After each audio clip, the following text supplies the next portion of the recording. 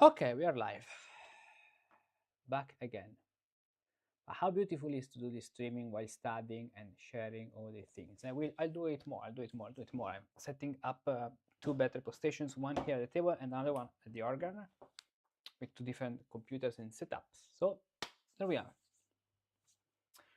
We don't talk about Ripple. We continue with Bach ornamentation. So let's do this.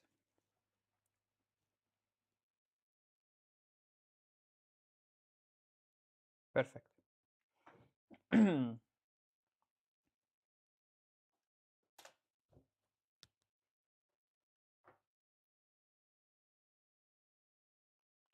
Okay.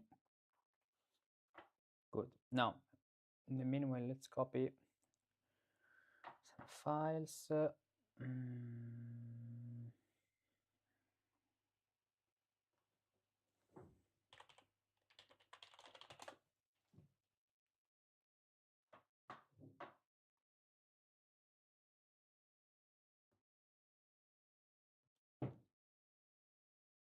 What's the day today? Okay.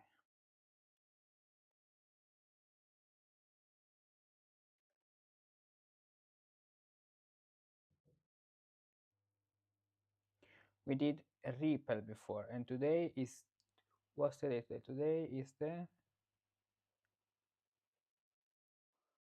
Bo.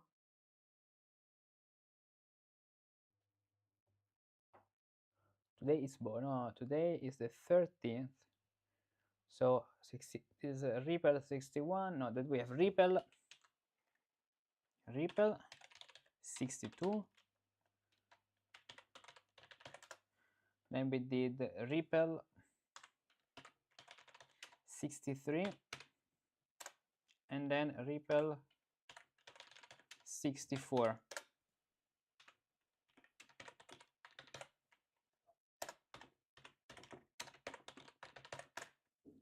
That's nice. Good.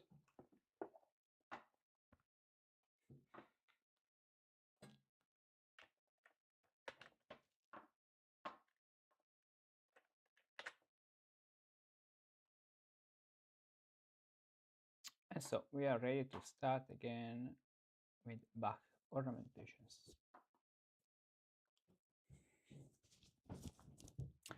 Hello Musici, let's continue the second part. Let's finish the second part of this ornamentation, this very interesting article about ornamentation, so that we know how to correctly play all the ornamentations in all the treatise embellishments in Johann Sebastian Bach's music. The passing appoggiatura Nachschlag, here, written that way. The passing appoggiatura is one of a very few ornaments played ahead of the beat, arriving from the French tradition. When a passage descending by thirds contains appoggiatura scenes, hooks or small notes, or these hooks or small notes, the appoggiaturas may be used to fill in the interval of the third and are played very quickly. The following examples are identical in meaning. So, if the above mentioned ornaments are interpreted as Nachschlags, the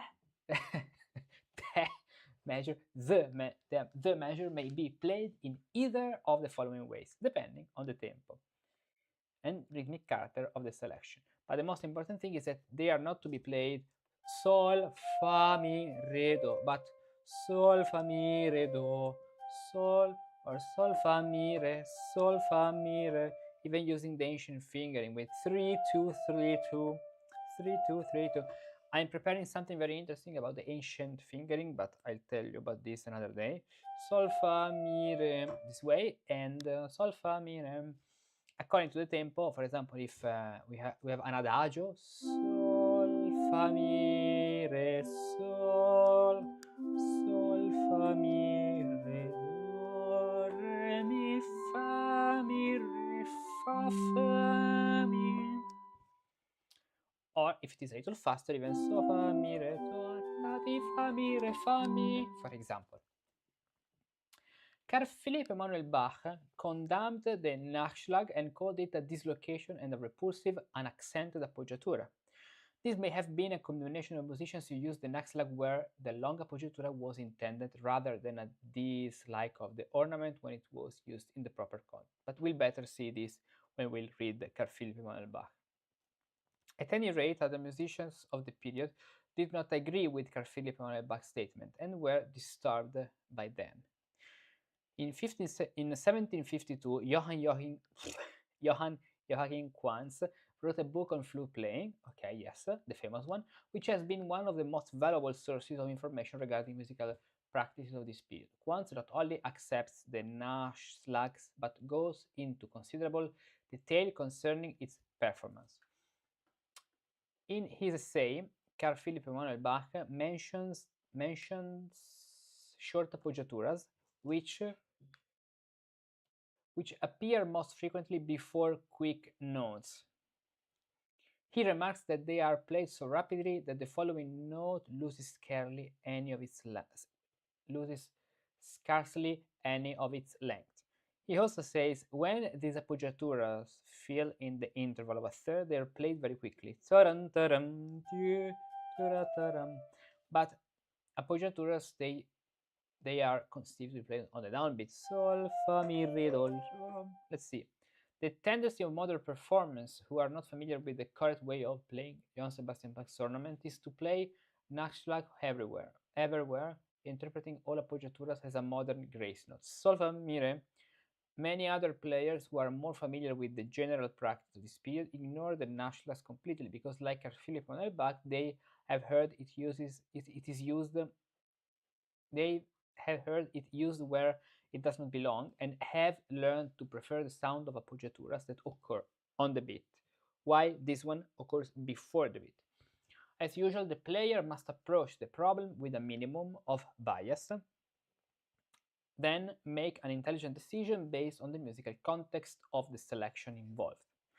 Invention number 3 contains examples that may be considered important evidence for the Nachschlag. In the autograph of 1723, these measures appear as follow. This is very interesting because if we think about this kind of ornamentation, this can be found after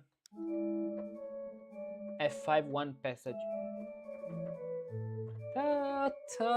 with this function to conclude the cadence with the feminine taste, the feminine cadence.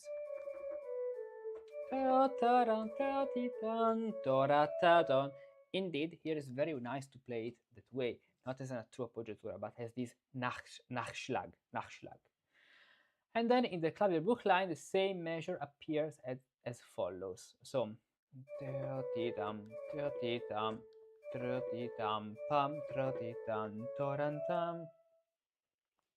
okay. In the Klavierbuch line, yes, for Wilhelm Friedman. So with these two writing, as you can see. So we can interpret this way.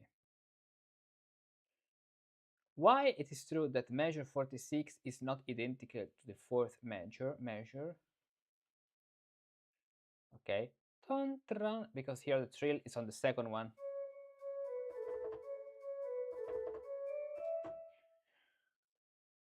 It seems clear that Bach wanted the passing appoggiatura in the 46th measure because wanted the passing appoggiatura in the 46th measure because he writes it out in full in the Klavierbuch line. This makes it possible to assume he also expected a Nachschlag in the fourth measure. True, we could even consider the contrapuntal context of this invention. Let's take an invention. Let's take the invention we're talking about. So, two-part invention. Let's go to Bach folder. Two-part invention. Here they are. Let's take invention number 3. Okay. Here is written with ornamentation. So,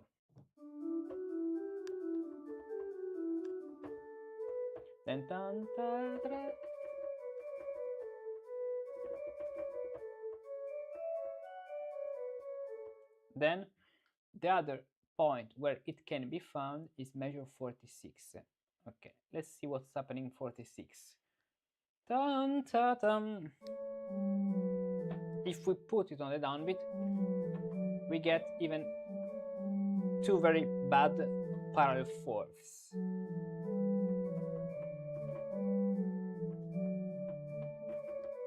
But by doing that way, mi, re, do, we arrive on a third. So the sound's much more sweet. But let's see the other point. What's happening in the it's the same actually, the same situation.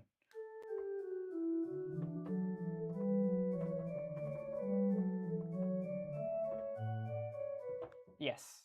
So the bass is doing the same thing. Do, re, mi, re, fa, mi, re, do, sol, fa, mi.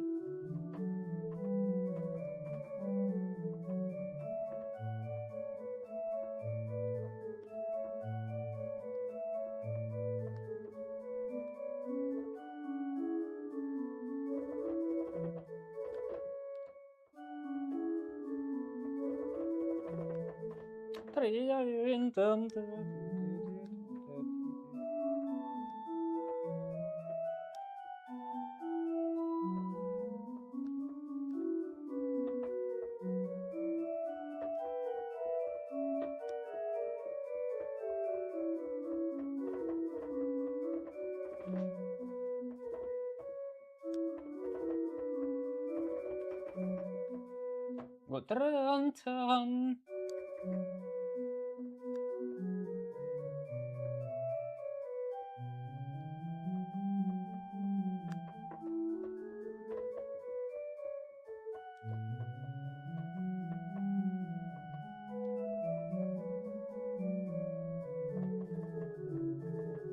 Even here, mi, re, do, fa, sol, di, re, ta, di, re, do, di, do.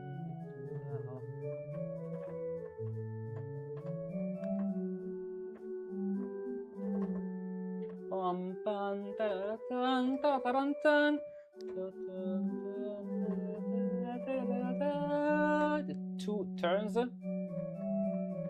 Sol, fa, mi, re, fa, mi, re, do, sol, fa, mi.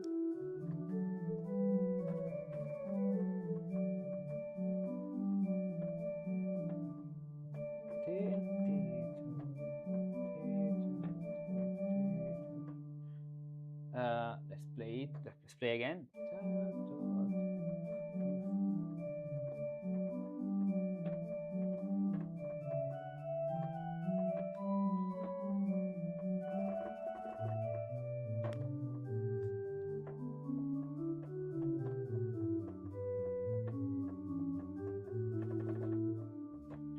Okay, here it is, with the correct appoggiatura, trills and embellishments. Now, next, the prepared trill.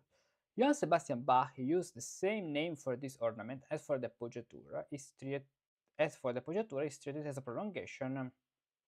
As for the Johann Sebastian Bach used the same name for this ornament as for the and you have the other name, but here when this so the man, the guy who made this article, then in the exportation probably is using a font that is not working in the exporting process. But the trill with appoggiatura, so we're talking about let's see, there should be a name like idem. Here it is. So the accent und trill, we're talking about this with the preparation from the top, which are the same, because here the appoggiatura is indicated by this symbol and here by this vertical symbol. So they are the same at the end. So that's why Bach used the same name. Let's see here. No, before.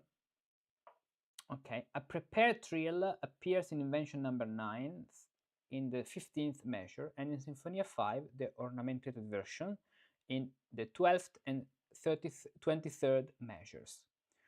Let's see. First of all, invention number 9. So this is the point, 15th measure. It's an appoggiatura with a trill, a long trill, or even with more notes. Why this? Because at the end it's taking, as you can see, a lot. It's taking, so the nose is long, so we can do a lot of notes. According to the speed. And so let's go to this invention, the famous F minor invention, which is here. This is invention number 3. So number 9 is before 10 and 9. Measure 15, we said. So here it is. Ah, okay. Here actually, so we have this one, this symbol. If I open this, so this PDF version, so it's not exactly the same we have here. Let's see, but it seems to be another one. Another one. So in that PDF we have another one. Let's say that it's this one actually. This one, the trill with prefix from above.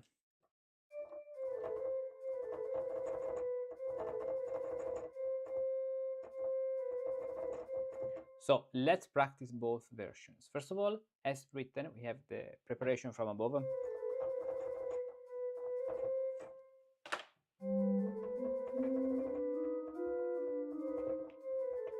We need the beginning, the prefix, ta ta ta ta ta, then the trill, ta ta ta ta ta ta ta ta ta ta ta ta ta ta.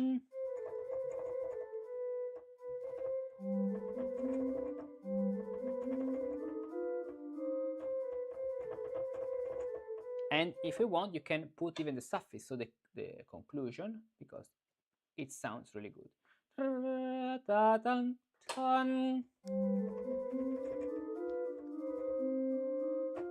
This way.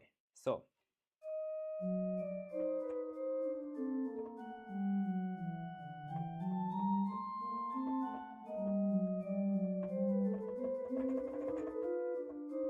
or even better,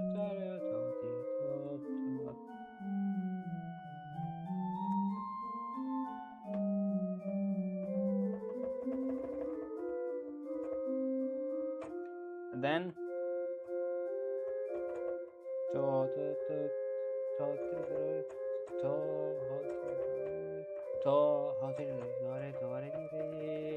ton ton do ti do re do re di re do re di re mi fa mi re re. So after this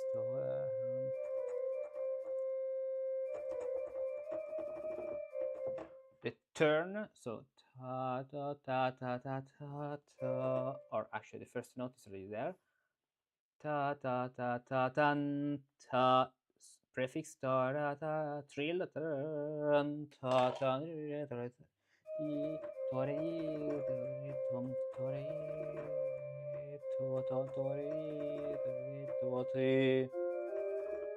so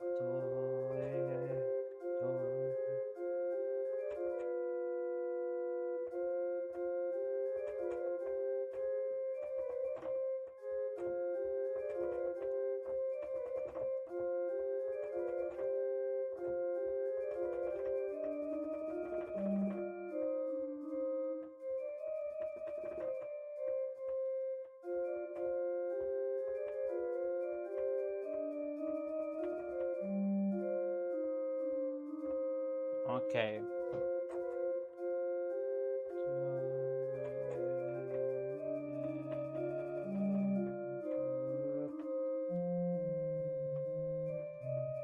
And then going on. But let's focus on this one. If we play that way, we have the preparation. But if we play it the other way, so let's use orange, this way. According to that article, we have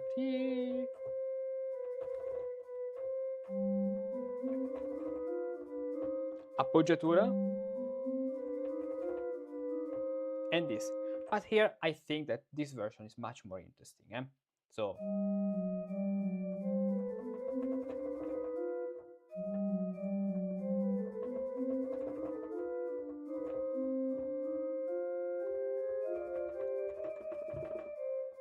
this.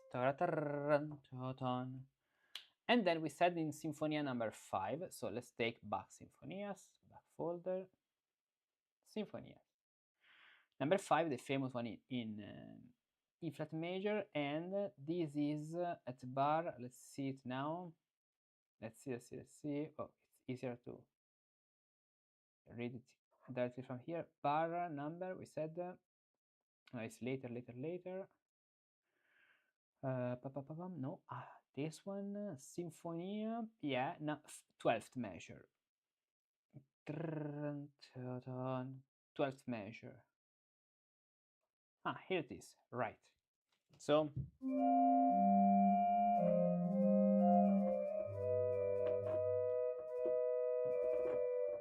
and it creates a very beautiful harmony, the augmented chord.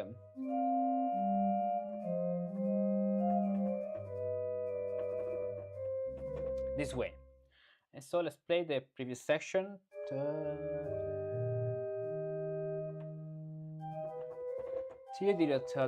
These ornamentation, they clearly go on the half beat. Why? Because they're written with the previous notes. So and even because on the downbeat we have them more dance. Instead of pum pum pum pum pam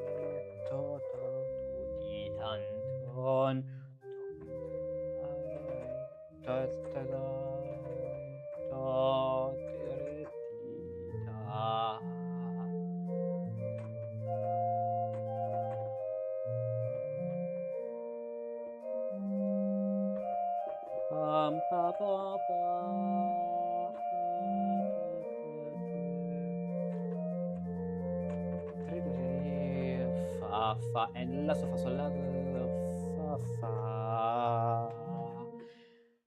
Here we have the appoggiatura. So then trill, ton, this way. So the previous line from bar number 8 up to this cadence. Maybe let's do this.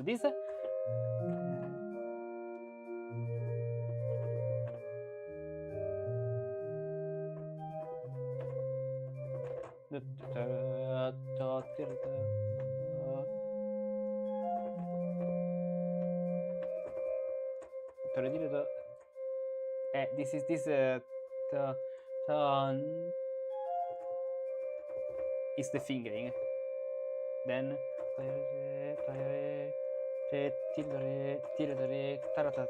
fa mi re mi.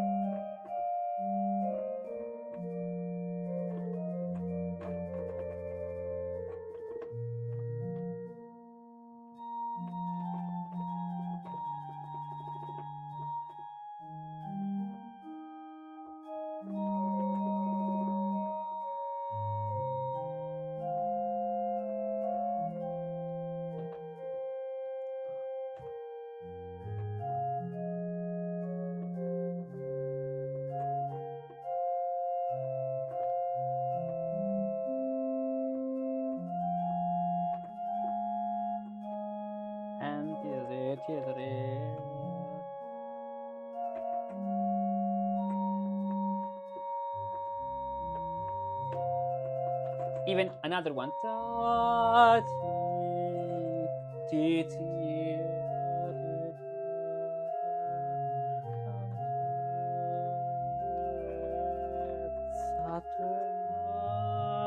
Which means that this part of the ornament takes the appoggiatura, so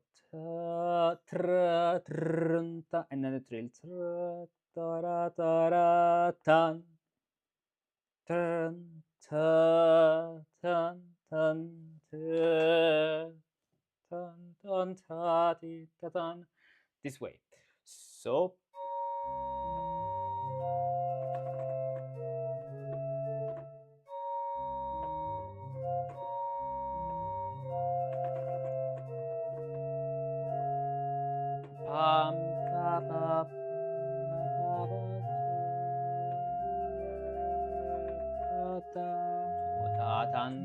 and then it continues.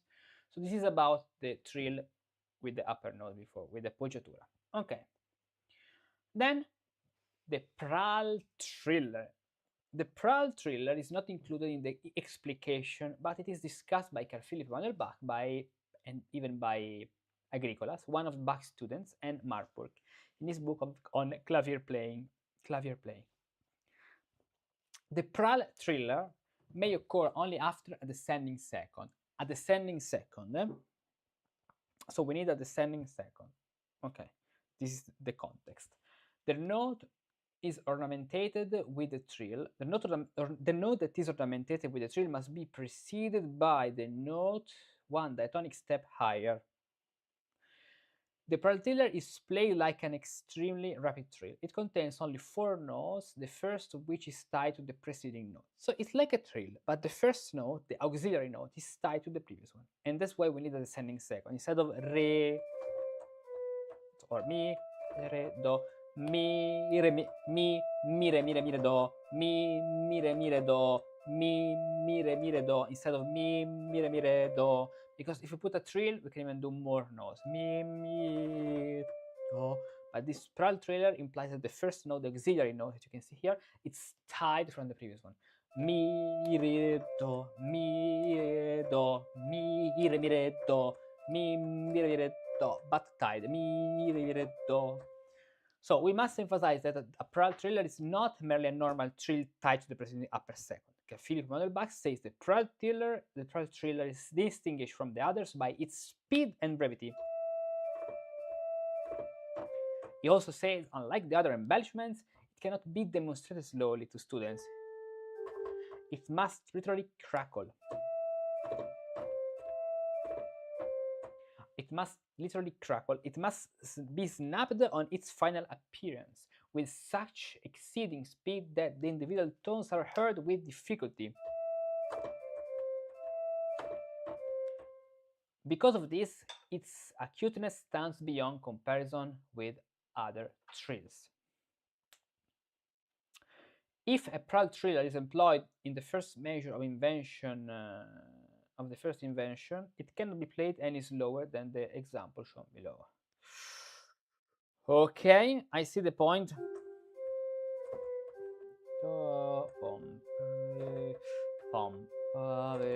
But I don't agree here because in those examples, the notes which take in this example, the note which takes that note is the following one, and it's tied. At least let's say it's tied.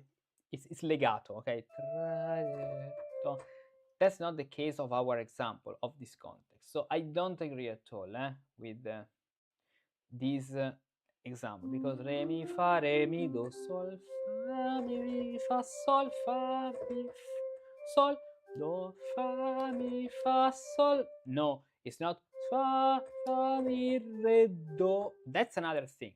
If we move down fa mi re do, because we're approaching a cadence, and we can write them tied.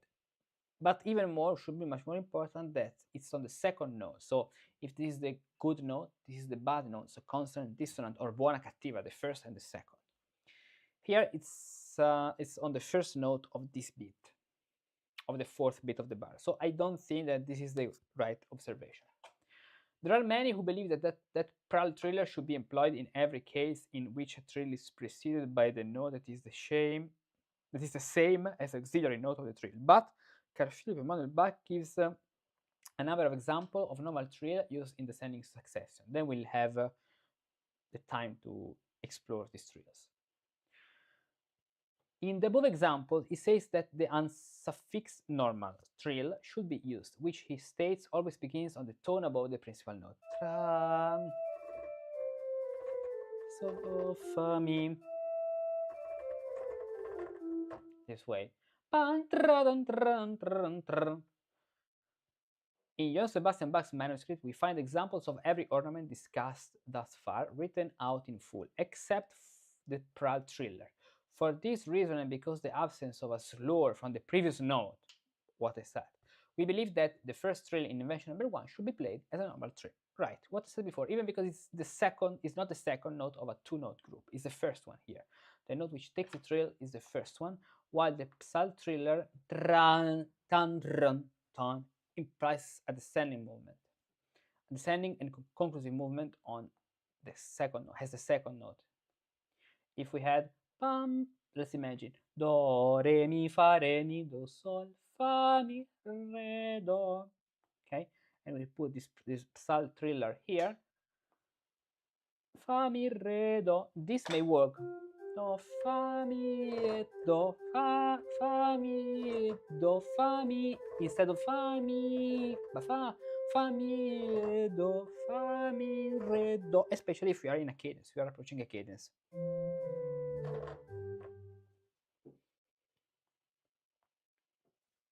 And this article has finished this way, suddenly has finished. Okay, good. So we have been analyzing all these, all the trills and ornamentations we can find in Johann Sebastian Bach music. Then in one of the other videos in the future, we can take the invention to part, invention and symphonias, and analyze the ornamentation we can find according to this table, and even Carl Philipp Emanuel Bach sources. We'll have the chance to read Carl Philipp Emanuel in the future. Okay, so what else to say? That's all for this moment. In the description of this video, when I publish the video, because I'm even recording, you can download this article, the one I showed you, or the link or the PDF, because I found it on the SERP on Google, and it's quite well done. Even there are some typos or other things, but it's very well done, and that's why I decided I wanted to read it with you. So see you in the next in one of the next videos, and see you. Bye.